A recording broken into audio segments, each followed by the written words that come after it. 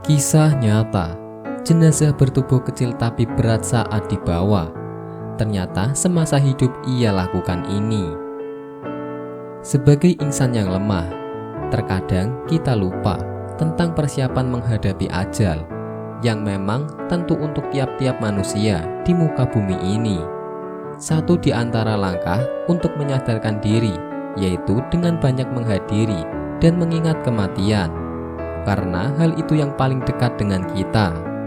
Jadi cerita yang diberikan tidaklah memiliki tujuan untuk menyebarkan aib yang wafat, tetapi sebagai bahan iktibar kita semua agar lebih siap menghadapi kehidupan setelah kematian.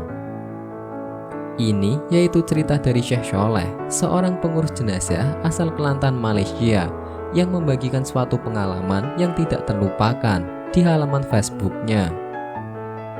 Ketika dia mengurusi jenazah korban kecelakaan kurang lebih 2 tahun lalu. Berlangsung kurang lebih 2 tahun lalu. Waktu itu selesai mengantar satu jenazah ke Pasir Mas, saya dikagetkan dengan satu panggilan dari kamar mayat Rumah Sakit Selayang untuk mengurus satu lagi jenazah yang perlu diantar ke Tanah Merah. Untuk menggerakkan amanah dan tanggung jawab, saya bersama seorang pembantu bergegas ke rumah sakit yang disebut dan mengurusi jenazah hingga selesai. Almarhum turut dan dalam satu kecelakaan. Sistem pencucian membutuhkan waktu 2 jam karena pendarahan yang banyak dari mulut, telinga, hidung almarhum. Selama masa pengurusan, hati saya tidak berhenti berdoa agar jenazah dapat dipermudahkan secepat mungkin saja. Setelah disolatkan, saya bersama dengan rekan lainnya memulai perjalanan ke pantai timur.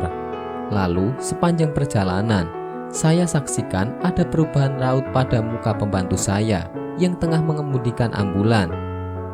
Pada akhirnya, pemikiran saya terjawab waktu pembantu saya kemukakan pertanyaan mengenai info almarhum yang serba sedikit. Saya katakan kepadanya kalau jenazah berusia sekitar 20 tahunan dan memiliki postur badan kecil. Dengan rasa ketakutan, dia berterus terang pada saya kalau ambulan yang dipandunya tidak seperti biasanya. Ia merasa begitu berat dan perjalanan yang hanya mengonsumsi waktu lebih kurang 5 jam jadi 9 jam. Dalam kondisi seperti ini, saya ambil langkah untuk tenang dan tidak berpikiran sebagian jenis. Saya hanya berdoa pada Allah Subhanahu wa Ta'ala agar jenazah ini selamat sampai ke tempat yang dimaksud. Hampir jam 12.30 malam, kami selamat sampai ke Tanah Merah, dan saya diarahkan oleh pakar warisnya agar membawa jenazah ke masjid paling dekat untuk disolatkan dan dimakamkan dengan selekasnya. Waktu acara pemakaman, sekali lagi Allah Subhanahu wa Ta'ala benar-benar ingin menunjukkan kuasanya. Orang kampung yang menolong mengangkat jenazah untuk dimasukkan ke liang kubur turut terdesak waktu ukuran jenazah dan liang kubur tidak cocok, walau sudah diukur terlebih dahulu. Waktu itu sebagian penggali simpan juga tidak terlihat sampai kondisi menjadi kalut. Menimbang jenazah ini tidak baik apabila bermalam hingga besok. Saya mengarahkan orang kampung untuk membesarkan liang kubur. Saya juga ikut mengukur papan lahat agar sesuai sama ukuran jenazah saat dipakai untuk menutupi liang kelak. 2 kali jenazah dimasukkan dan diangkat lagi karena liang kubur tidak muat untuk jenazah masuk. Alhamdulillah, Allah selanjutnya mempermudah masalah jenazah yang selesai dimasukkan ke liang kubur. Namun sekali lagi, saya dan orang-orang kampung terperanjat waktu papan lahat yang saya ukur sendiri barusan tadi jadi kecil ketika sistem tutup liang kubur. Allahu Akbar, yakni ini pengalaman pertama dalam hidup saya.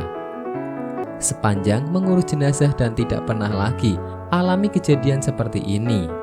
Saya kuatkan hati orang-orang kampung dengan mengajak mereka berdoa agar Allah Subhanahu wa Ta'ala mengampunkan dosa-dosa almarhum. Setelah menanti agak lama, selanjutnya pakar waris almarhum datang dengan papan lahat yang baru dan jenazah telah berhasil disempurnakan. Sepanjang perjalanan pulang ke Kuala Lumpur, saya dan pembantu makin banyak diam. Semua momen yang baru kami lalui baru saja tadi meninggalkan kesan yang susah dilupakan. Apa yang perlu diambil sebagian pelajaran, yaitu hikmah Allah Subhanahu wa Ta'ala yang tunjukkan kekuasaannya pada kita yang masih hidup. Tidak perlu diungkit apakah dosa yang telah ditangani oleh almarhum sampai kematiannya diuji sedemikian rupa. Demikian sebaliknya, kita jadikan hal sejenis itu sebagai itibar dan pengingat agar menjauhi perkara yang dilarang oleh Allah Subhanahu wa Ta'ala. Wallahu a'lam bishawab.